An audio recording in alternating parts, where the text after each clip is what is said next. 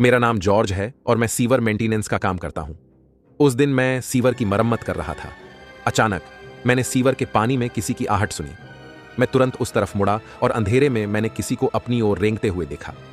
शुरू में मुझे लगा कि कोई सहकर्मी मेरे साथ मजाक कर रहा है, लेकिन उस प्राणी की चाल बहुत अजीब थी। धीरे धीरे अंधेरे में उसका आकार साफ हुआ। वो एक इंसान था जिसके शरीर से कई सारे पैर जुड़े हुए थे। वह बहुत ही डरावने अंदाज में मेरी तरफ बढ़ रहा था। डर की वजह से मेरी चीख निकल पड़ी और मैं भागते हुए सीढ़ी पर चढ़ गया और वह प्राणी सीवर में ही रह गया। मैं जैसे ही ऊपर गया, मैंने तुरंत पुलिस को फोन किया और जल्द ही पुलिस वहां आ गई। उन्होंने वहां अच्छी तरह से जांच की, लेकिन उनको वो रहस्यमय प्राणी कहीं नहीं मिला। फिर मुझे इंटरनेट से पता चला कि हमारे शहर में कभी एक पागल डॉक्टर रहा करता था जो जानवरों पर रिसर्च कर रहा था, और कुछ समय बाद उसने जानवरों की तरह जमीन पर रेंगना शुरू कर दिया और फिर कुछ समय बाद वह गायब हो गया।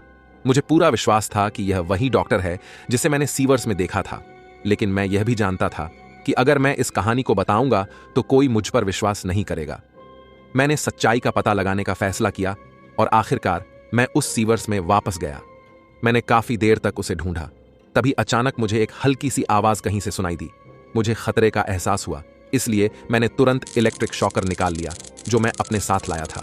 आखिरकार अंधेरे में मैंने उसका चेहरा देखा। वह भयानक तरीके से मेरी तरफ आ रहा था।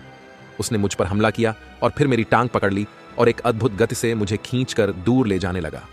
फिर मैंने उस पर इलेक्ट्रिक शॉकर का उपयोग किया और वह चीखते हुए नीचे गिर गया। मैंने पहली बार उसका चेहरा साफ साफ देखा। उसका चेहरा बहुत ही भयंकर था। उसका चेहरा इंसानी था, लेकिन उसकी खाल हरे रंग की और नसें काली थीं। मैंने उससे उसके बारे में पूछा, लेकिन उत्तर देने के बजाय उसने मुझ पर फिर से हमला करने की कोशिश की। मैंने फिर से उस पर इलेक्ट्रिक शॉकर से हमला किया। इसके बाद वह बेहोश हो गया। फिर मैं बाहर निकाला और पुलिस को सूचना दी। पुलिस ने उसे गिरफ्तार कर लिया और पुलिस इन्वेस्टिगेशन में पता चला कि यह वही गुमशुदा डॉक्टर है। उसके शरीर पर जो पैर थे वो दूसरे लोगों के थे जो उसने अपने शरीर पर लगा लिए थे।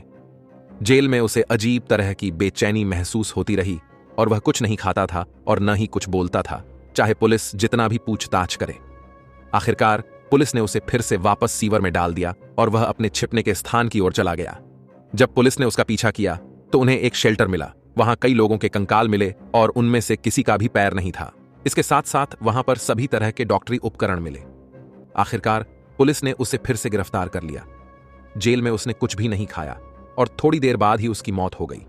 बाद में पता चला कि मरे हुए लोगों के पैर लगाने से उसे इन्फेक्शन हो गया था, जो उसकी मौत की वजह बना।